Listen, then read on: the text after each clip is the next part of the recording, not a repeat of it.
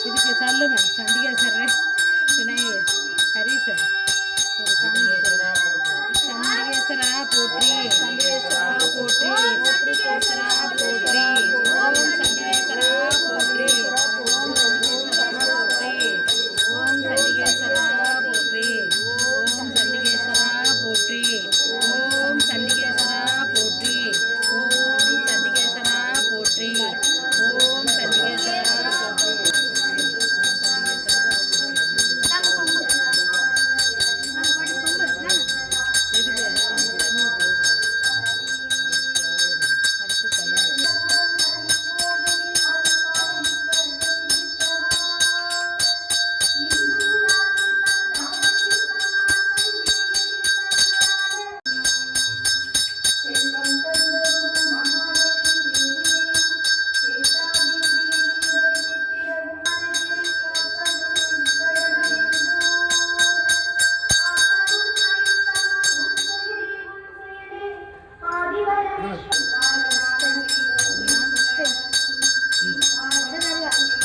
இவருக்கு நடக்கிறதா நாங்கள் பண்ணுறப்ப பண்ணிடுறோம்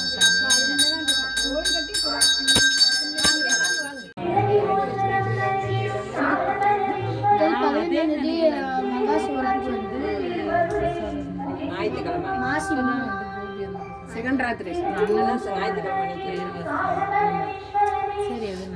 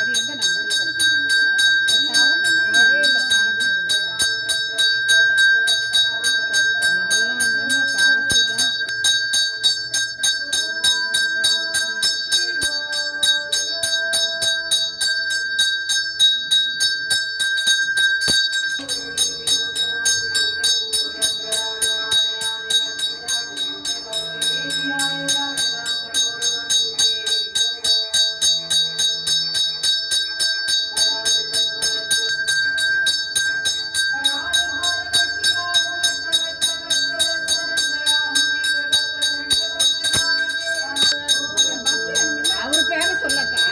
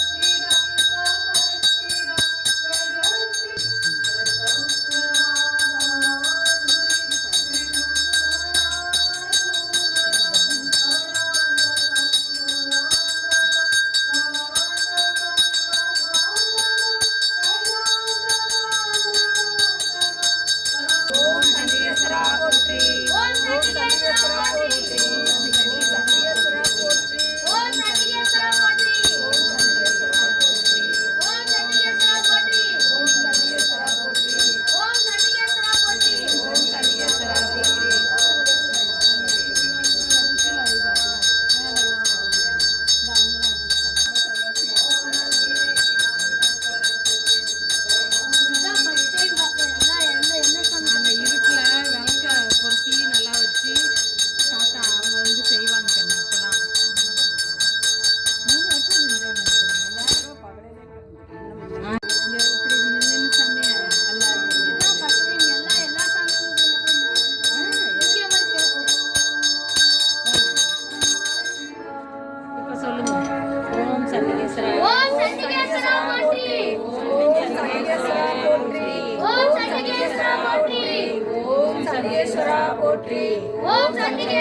போற்றி.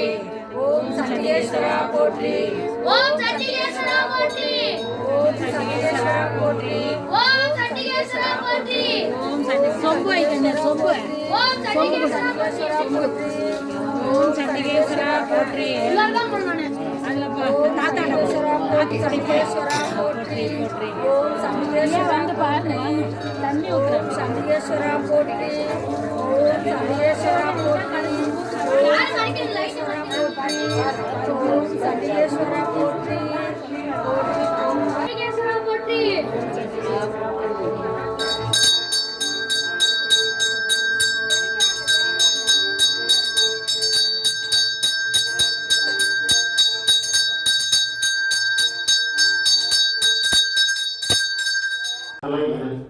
என்னைய பார்த்து வணங்குற மாதிரி சிவபெருமான் உள்ள இந்த இடத்துல இருக்க, சண்டிகேஸ்வரர் இங்க இருக்க, இங்க இருந்து சிவபெருமானை பார்த்து வணங்குற.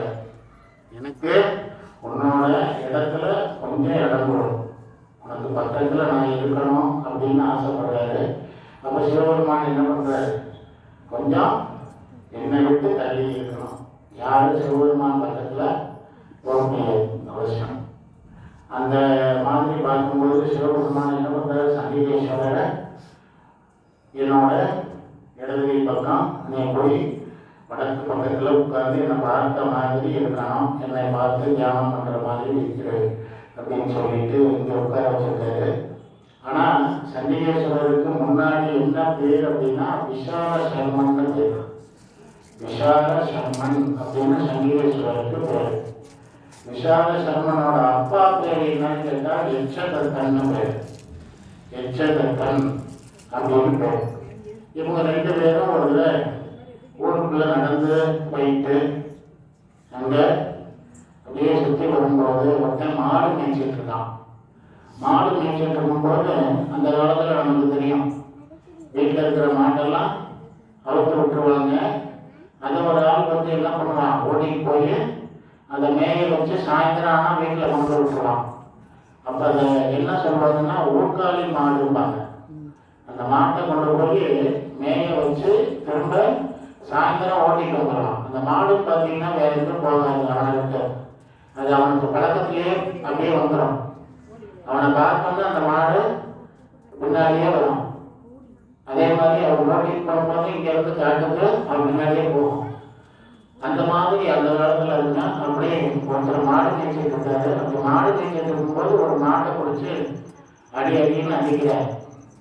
அடிக்கும்போது இந்த பையன் எச்சபக்தனோட அந்த பையன் விஷால சர்மன் அதை பார்க்குறான். இந்த வாயிலா இவனை போட்டு இப்படி அடிக்கிறேன், எதுக்கு இந்த மாதிரி அடிக்கிறேன் அப்படின்னு நீ இந்த வேலையை செஞ்சு பார்த்தா உனக்கு தெரியும் இந்த மாடு என்ன பண்ணது அடம் பண்ணதுன்னு. அதுக்குன்னு இப்படி அடிக்கிறதா, அடிக்கப்படாது இல்லை, வாயிலாம் சொல்லல, மட்டும் வலிக்குன்னு சொல்லலாம், அதனால நீ பண்ணுறது சரியில்லை அப்படிங்கிறான். அப்போ அவனுக்கு கோவம் வந்து இந்த மாட்டெல்லாம் நீ பேச்சுக்காது ஒரு நாளைக்கு அப்படின்னு. சரி நான் மேய்ச்சிக்கிறேன், நாளைக்கு வந்து நீ இந்த மாட்டெல்லாம் மேய்க்கிறாங்க அப்படின்னு சொன்னான். அவன் அப்பாவும் என்ன சொல்றாரு, ஏட்டா இதெல்லாம் நமக்கு என்னது, ஏதோ மாடு பண்ணியிருக்கு அவன் அடிக்கிறான் விட்டு, அதுக்காக நீ மாடு மேய்க்க போறேன்னு சொல்லியே, இது சரியா இருக்குமா? இல்லை, என்னால் அதை நல்லா கவனிச்சுக்க முடியும், அந்த மாட்டை நல்லதனமா மேய விட்டு திரும்ப நல்லதனமா என்னால் கூட்டிகிட்டு வர முடியும் அப்படின்னு சொல்கிறான். சரின்னு சொல்லிட்டு மறுநாள்ல இருந்து இந்த மாட்டெல்லாம் அவன் ஓட்டின்னு போகிறான். அவன் ஓட்டின்னு போய் இந்த மாட்டெல்லாம் என்ன பண்ணுறான், மேய விட்டுட்டு சும்மா இருக்கிற இடத்துல என்ன அப்படின்னா அங்கே இருக்கிற மண்ணை எடுத்து சிவபெருமான் செய்கிறான். சிவபெருமானோட உருவத்தை பண்ணுறான். அப்படி சிவபெருமானோட உருவத்தை பண்ணோடனே அங்கே இருக்கிற ஒரு மாடு என்ன பண்ணுது, அங்கே வந்து நின்று இந்த பாலை கொஞ்சம் சிவபெருமான் மேலே சுரக்குது. சுரந்தோடனே அது சிவபெருமான் மேலே அந்த பால் விழுது. இப்படி ஒவ்வொரு நாளும் ஒவ்வொரு மாடு வந்து அந்த சிவபெருமான் மேலே பாலை சுரந்துட்டு போகிறதும் இவன் சிவபெருமான மண்ணால் பிடிக்கிறதும் தொடர்ந்து நடந்துகிட்டே இருக்கு. ஆனால் அந்த மாடெல்லாம் வீட்டுக்கு போன பிறகு அந்த மாட்டுக்காரங்க என்ன பண்ணுறாங்க அப்படின்னா, என்னடா அது தினமும் நிறையா பால் கறக்கிற மாடு இப்போ கொஞ்சம் கொஞ்சமாக குறையுது, என்ன காரணம், புல்லு சரியாக சாப்பிடலையா, அல்லது மேய்க்கிறான் ஒழுங்காக மேய்க்கலையா, எங்கேயாவது நீங்கள் கொண்டு போய் விட்டு பேசாமல் இருக்கானா அப்படின்ட்டு ஆனால் அவன் செய்யறது சரிதான். கொண்டு போய் மாடுகளை மேய விடுறான், அதுக்கு மேயுது. ஆனால் அந்த சிவபெருமானுக்கு வந்து பாலை சோர்ந்துட்டு போகுது. உடனே அவங்க வீட்டுக்காரங்கெல்லாம் என்ன பண்ணுறாங்க, இந்த மாடு விட்டவங்கெல்லாம் அந்த எச்சதத்தன்ட்ட போய் சொல்கிறாங்க, என்ன உன் பையன் மாடை ஓட்டிட்டு போனதுலேருந்து மாடு பால் குறைவாக கிடக்குது, இது எப்படி நடக்குது அப்படின்னு எங்களுக்கு தெரியலை அப்படின்னோடனே சரி அதை நான் பார்த்துக்கிறேன் அப்படின்னு அவங்க அப்பா என்ன பண்ணுறாரு அப்படின்னா, ஒரு நாள் இவன் மாட்டை ஓட்டிட்டு போய் மாடெல்லாம் மேய விட்டுட்டு சிவபெருமான மண்ணால் பிடிச்சி வச்சுட்டு உட்காந்து அதுக்கு ஏதோ அவனுக்கு தெரிஞ்சதை சொல்லிட்டு உட்காந்துருக்கான். அப்போ ஒரு மாடு வந்து என்ன பண்ணுது, அதோட அன்னைக்கு அதோட ஒரு இது அன்னைக்கு வந்து அந்த மாடு என்ன பண்ணுது, இந்த பாலை சுரங்குது. அப்போ அந்த மறைஞ்சிருந்து யார் பார்க்குறா, விசார சர்மனோட அப்பா எச்சதத்தான் பார்க்குறான். பார்க்கும்போது இப்படிதான் ஒவ்வொரு நாளும் நடக்குது போல இருக்கு அப்படின்னு சொல்லிட்டு என்ன பண்ணுறான், அங்கிருந்து கோபத்தில் வந்து சிவபெருமான காலால் எட்டி வச்சான். காலால் எட்டி வச்சோன்னே இவனுக்கு கோபம் வந்துடுது. யாருக்கு, விசார சர்மனுக்கு கோபம் வந்தோடனே நான் கையில் இருக்கிற குச்சி, மாடுகளை ஓட்டிட்டு போகும்போது கையில் ஒரு குச்சி வச்சுக்கிறது வழக்கம் தானே, அந்த மாதிரி ஒரு குச்சி வச்சிருக்கான். அந்த குச்சியை நான் அப்பான்னு கூட பார்க்கல, தன்னோட அப்பான்னு கூட பார்க்கல, அந்த குச்சியை ஓங்கி வீசுறான். அவர் காலில் போய் அடிக்கட்டும், அவர் செஞ்ச தப்புக்கு கால் தானே, காலால் தானே எட்டு வச்சார், அந்த காலிலேயே அடிபடட்டும் அப்படின்னு சொல்லி அந்த குச்சியை வீசுறான். அந்த குச்சி என்ன ஆகுதுன்னா கோடாலியா மாறுது.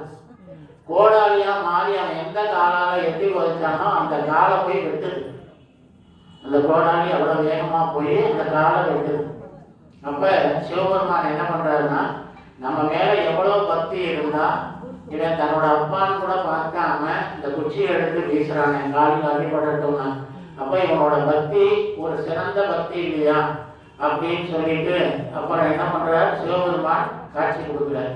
காட்சி கொடுத்து விசார சர்மன் மேல என்ன சொல்றாருன்னா, இவ்வளவு பக்தி உள்ள நீ என்ன அனுதினமும் தியானம் பண்ண, பூஜை பண்ண, அதுக்கு உண்டான பலன் உனக்கு கிடைக்கும் அப்படின்னோன்னா அவர் கேட்ட ஒரு கோரிக்கை, நான் எப்பவும் உன் பக்கத்திலேயே இருக்கணும், உன்னோட கோவிலே எனக்கு இடம் கொடு, உன்னோட சன்னிதானத்துல எனக்கு இடம் கொடு, நீ எங்க இருக்கியோ அந்த இடத்துல நான் இருக்கணும் அப்படின்னு சொன்னாங்க. சரி உனக்காக நான் என்ன பண்றேன், என்னுடைய இடத்துக்கு இப்பதான் வடக்கு இது வந்து வடக்கு பக்கம், வடக்கு பக்கத்துல என்ன பார்த்து நீ தியானம் பண்ற மாதிரி உனக்கு ஒரு கோவில் பண்ணி கோவில் கட்டி எல்லாரும் வழிபாடு செய்யட்டும் அப்படின்னு அந்த காலத்துல ஆகமத்திலேயே அது இருக்கு.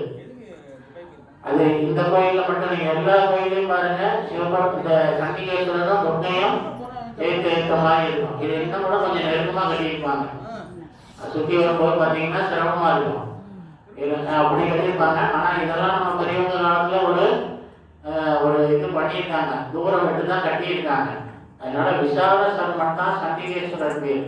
பாருங்க, ஏற்கனவே ஈஸ்வர பட்டம் யார் யாருக்கு கொடுத்துருக்கப்பட்டிருக்கு, சண்டிகேஸ்வரருக்கு, நந்திகேஸ்வரருக்கு, அப்புறம் ராவணனுக்கு ஈஸ்வர பட்டம், அவனை ராவணேஸ்வரன் தான் சொல்லணும். அதே மாதிரி நந்தியம்பெருமான நந்தீஸ்வரன் தான் சொல்லணும். அது மாதிரி பார்த்தீங்கன்னா ஈஸ்வர பட்டம் 5 பேருக்கு. அது நான் உங்களுக்கு சொல்றேன். இப்போ வந்து பார்த்தீங்கன்னா சண்டிகேஸ்வரருக்கு அந்த ஈஸ்வர பட்டம், யாரெல்லாம் சிவபெருமான் மேல சிறந்த பக்தி உள்ளவங்களா இருந்தாங்களோ அவங்களுக்குலாம் ஈஸ்வர பட்டம் கொடுத்துருக்காரு. ரொம்ப பக்தியா இருக்கணும். அதாவது சண்டிகேஸ்வரருங்கிறது எதுக்காக அப்படின்னா, தியானம் பண்ணி நீ இங்க இருக்கிறதுனால நீ தியானத்தோட, அதாவது நாமளும் இங்க வந்து என்ன பண்றோம், கை தட்டுறோம், இல்லை அப்படின்னா சொடக்கு போடுறோம், இல்லை அப்படின்னா என்ன பண்றோம்னா நூலை பிச்சு போடுறோம். சண்டினா அமைதியா இருக்குது, சண்டினா அர்த்தம் அமைதியா இருக்கிறது. அதனால அவர் என்ன பண்றாரு, அமைதியா உட்கார்ந்து தியானம் பண்ணிட்டு இருக்காரு கண்ணை மூடி. அவர் நமக்கு வந்துட்டு போறதெல்லாம் அவருக்கு தெரியாம இல்லை, நமக்கு தெரியாம இல்லை. அதனால அவரு இங்க வந்து தியானம் பண்றத கலைக்கப்படாதுங்கிறதுக்காக கை தட்டாதீங்கன்னு சொல்றது. அவரோட தியானத்தை கலைக்காதீங்க அப்படிங்கிறதுக்காக கை தட்டாதீங்க, சொடக்கு போடாதீங்க. அவரை நீங்க என்ன பண்ண, கையை மட்டும் தேய்ச்சி இந்த சிவன் கோயில இருந்து நான் எதையும் எடுத்துட்டு போகல, கொண்டு போகல. ஏன்னா சிவபெருமானுக்கு ஒரு கணக்கு புள்ள மாதிரி வரும், என்னோட வரவு செலவெல்லாம் நீ தான் பார்க்கணும் அப்படின்ட்டு. அன்றாடம் பார்த்தீங்கன்னா சில கோயில்களில் வரவு, பெரிய பெரிய கோயில்களில் பழனி, பெரிய பெரிய சமயபுரம் இந்த மாதிரி கோயிலில் சாயந்தரம் அர்த்தஜாம பூஜைன்னு ஒன்று நடக்கும். அதுக்கப்புறம் பள்ளியறை பூஜைன்னு ஒன்று நடக்கும். அந்த பள்ளியறை பூஜையில் பார்த்தீங்கன்னா எல்லாரும் சாமியாம்பாளையும் சுற்றி வச்சு அதை எல்லாரும் 4 பேர் அதுக்குன்னு ஒரு ஆட்கள், அந்த 4 பேரும் அந்த காலை சுமந்து அங்கே போய் நிற்பாங்க. அன்னைக்கு என்ன கோயிலில் வருமா, என்ன செலவு, இதெல்லாம் சொல்லிட்டு பள்ளியறையில் கொண்டு அந்த சாமியையும் அம்பாலையும் வச்சுட்டு பால் வச்சு பூஜை பண்ணிட்டு வந்துடுவாங்க. திரும்ப காலையில் போய் எடுக்குவாங்க. இது போல நடக்கக்கூடிய விசேஷங்கள்லாம் இருக்கு. நமக்கு சண்டிகேஸ்வரர் மட்டும் இப்போ தெரிஞ்சுக்கலாம்.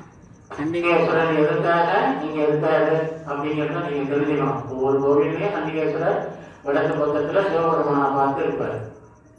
ஆனால் அவர் பார்த்து எந்த திசையை பார்த்துருக்கிறார்? தெற்கமா பார்க்குறாரு. ஆனால் வடபுறத்தில் இருக்காரு.